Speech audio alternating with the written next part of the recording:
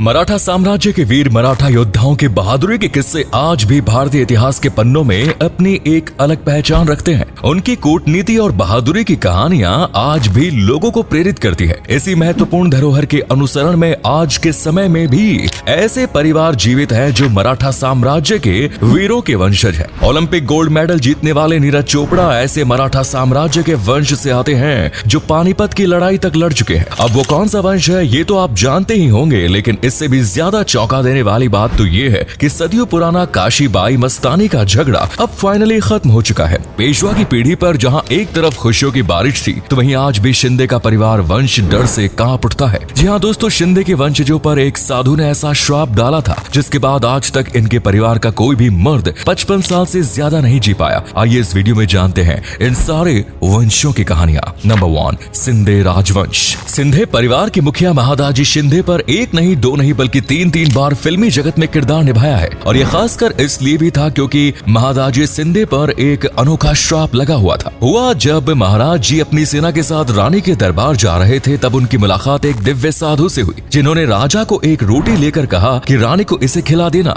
राजा ने भी साधु की आज्ञा का पालन करते उस रोटी को अपनाया, मगर राजा ने वो रोटी रानी को दी तब रानी ने उस रोटी का सिर्फ आधा हिस्सा ही खाया। ये बात जब साधु को पता चली तब वो क्रोधित हो गया और उनके मुंह से शिंदे राजवंश को श्राप मिला कि उन्हें एक से अधिक संतान नहीं होगी और उनकी कुल का कोई भी मर्द 55 साल से ऊपर नहीं जी पाएगा। अगर आप शिंदे राजवंश का इतिहास उठाएंगे तो ये सोचता हुआ दिखाई देगा, मगर इतिहास में शिंदे परिवार का एक और किस्सा है और वो है रानी लक्ष्मीबाई की वजह से। ये किस्सा राजस्थान की टेक्स्ट बुक में लिखा था। सिंधिया ए friend of British left capital, यानी कि जब अंग्रेजों के खिलाफ लड़ने में जब रानी ने ग्वालियर की मदद मांगी तो शिंदे वहां से निकल गए और अंग्रेजों की तरफ हो गए। खैर वो वक्त तो बीत गया और पोएम किताबों में से निकाल दी गई। और अगर हाल के राजवंश की बात करें तो ज्योतिरादित्य सिंधिया सामने आते हैं, और हाँ ये वही है जिन्होंने गायकवाड़ और सिंधी फैमिली को जोड़ कर रखा। नंबर 2, गायकवाड़ राजवंश। सिर्फ एक जमीन के मसले को हल करके हाल ही में गायकवाड़ पीढ़ी समरजीत सिंह ने 20,000 करोड़ की प्रॉपर्टी अपने नाम कर ली। इतना ही नहीं, समरजीत सिंह को अपने पिता से विरासत में लक्ष्मी विलास पैलेस भी मिला, और ये पैलेस इंडिया का सबसे बड़ा रेजिडेंस माना जाता है जहां आपको 170 रूम मिल जाएंगे। मगर शुरुआत में इसे सिर्फ महाराजा और महारानी के पढ़ने के लिए बनाया गया था। आज ये विरासत सिर्फ समरजीत सिंह के पास ही नहीं बल्कि उनके चाचा के पास भी की गई है।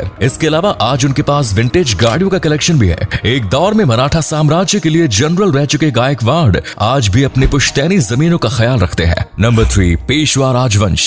नीरज चोपड़ा की जीत के पीछे उनका मराठा कौन है, ऐसा हम नहीं, ऐसा साइंटिस्ट ने खुद कहा है। और तो और नीरज चोपड़ा उस दौर के मराठा कम्युनिटी से आते हैं जिन्होंने पानीपत की तीसरी लड़ाई में मराठा को काफी मदद की, और ये चीज बाजीराव मस्तानी के 8वें वंशज शादाब अली बहादुर ने सामने लाई। इतना ही नहीं, ये अपने स्टेटमेंट के लिए भी जाने जाते हैं। जी हाँ, मस्तानी असल में मुस्लिम थी ही नहीं, लेकिन अगर इतिहास देखा जाए तो इन दोनों की बेटी थी जहाँ पिता हिंदू और माँ मुस्लिम थी। वहीं अपने माँ के नक्शे कदम पर चलने वाली मस्तानी को लोगों ने मुस्लिम मान लिया, पर इनकी कृष्ण की भक्ति देख इन्हें हिंदू भी कह सकते हैं। और अब ये मस्तानी का राजवंश आज सारी पुरानी बातें छोड़कर काशीबाई के परिवार से सदियों पुराना नाता जोड़ रहा है। हुआ यूं कि 2012 में जब उमर अली बहादुर ने विनायक विश्वनाथ पेशवा के घर का दरवाजा खटखटाया तो दरवाजा खोलते ही उन्होंने कहा कि विनायक उनके बड़े अब्बा जैसे दिखते हैं। फिर दोनों वंशज आमने सामने बैठे और सदियों पुरानी बातों को भुला दिया। इस मुलाकात के बाद दोनों परिवार कई बार बातचीत और पेशवा के जन्मदिन पर भी मिल चुके हैं। और अगर बात करें बाजीराव काशीबाई के वंशज के बारे में तो वो दोनों राजघराने से दूर ही रहते हैं। तो वहीं पेशवा की 8वीं और 9वीं नस्ल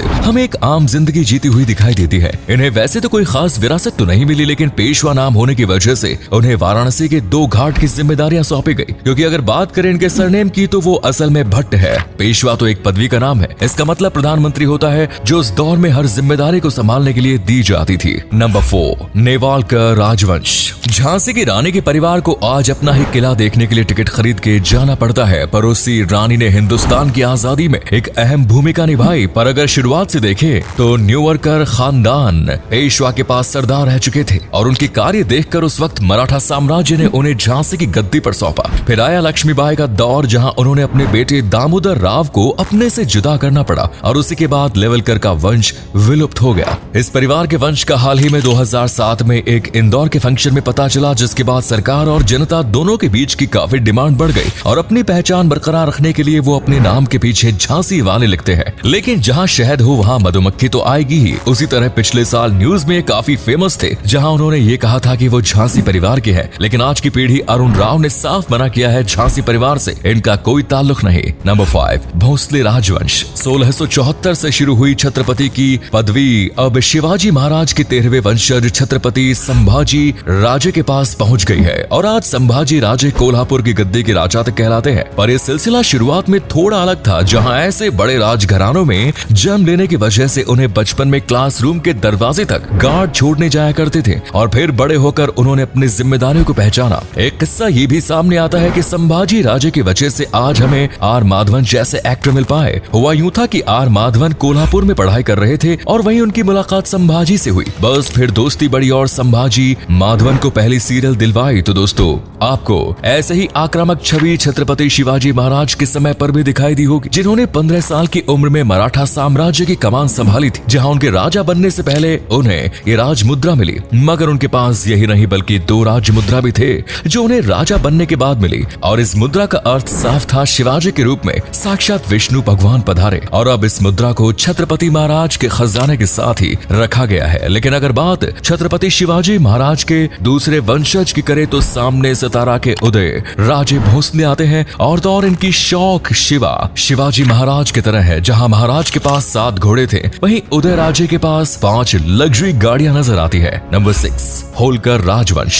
अंग्रेज इंडिया पर 200 साल नहीं बस चंद सालों के मेहमान होते अगर महाराज यशवंत राव होलकर कुछ साल और जी पाते, क्योंकि उन्होंने बुंदेलखंड आए अंग्रेजों को पहले ही मात दे दी थी और उन्हीं शूरवीर का वंश आज टूरिज्म के व्यवसाय में दिखाई देता है। जहां उनकी हाल ही की पीढ़ी यशवंत राव अभी भी यूथ आइकन बन चुके हैं। वहीं अगर होलकर राजघराने की बात करें तो हमें अहिल्याबाई जैसे महान नाम सुनाई देते हैं। इनके शासन के बारे में नेहरू जी ने कहा था कि इनके 30 साल के राज में लोगों में काफी शांति और खुशहाली भरी हुई थी, जिसके बाद से अंग्रेज हिंदुस्तान पर बैल हुए और होलकर परिवार के कई महंगे जेवरात अपने साथ ले गए। पर इन सब से होलकर परिवार को ज्यादा फर्क नहीं पड़ा, क्योंकि आज उनके पास अहिल्या फोर्ट है जो होलकर का 250 सालों से घर है। और सिर्फ फैमिली विरासत नहीं, आज होलकर परिवार में अहिल्याबाई द्वारा शुरू की गई आज सिलाई कारोबार को फिर से शुरू किया गया है, जहां आप इन सारी चीजों को इनके इंस्टाग्राम पेज पर भी देख सकते हैं। तो दोस्तों, ये थे मराठा साम्राज्य के वो परिवार जिन्होंने न ही मुगलों को हावी होने दिया और अंग्रेजों से भी डट कर लड़े। आपको हमारी ये वीडियो कैसी लगी कमेंट्स में जरूर बताएं। और क्या आप भी किसी ऐसे परिवार के बारे में जानते हैं या आप किसी वीर योद्धा के असली परिवार से मिले हैं तो हमें कमेंट सेक्शन में जरूर बताएं। वीडियो देखने के लिए धन्यवाद। वीडियो को लाइक करें, शेयर करें और चैनल को सब्सक्राइब करें